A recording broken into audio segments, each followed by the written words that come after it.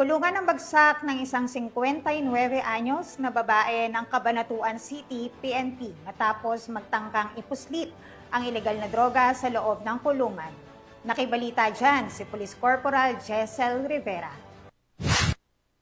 Isang babae ang nahuli ng Cabanatuan City PNP matapos ang tangkang ipuslit ang hinihinalang shabu sa loob ng custodial facility ng Cabanatuan City Police Station. Ayon sa investigasyon ay dumalaw ang suspect sa kanyang nakakulong na asawa sa nasabing istasyon.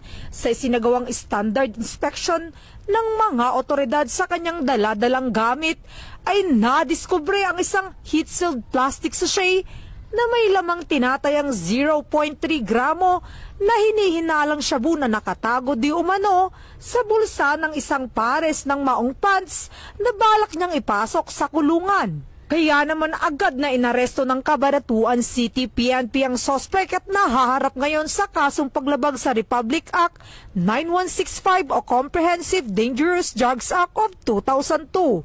Sa isang pahayag ay iginiit ni Police Colonel Heril Daguit Bruno, Provincial Director ng Nueva Ecija Police Provincial Office, na hindi nila kukonsintihin ang pagpasok o paglaganap ng iligal na droga sa loob ng mga kulungan. Mula dito sa Central Luzon, ang inyong PNN correspondent, Police Corporal Giselle V. Rivera, alagad ng batas, tagataguyod ng Balitang Pulis.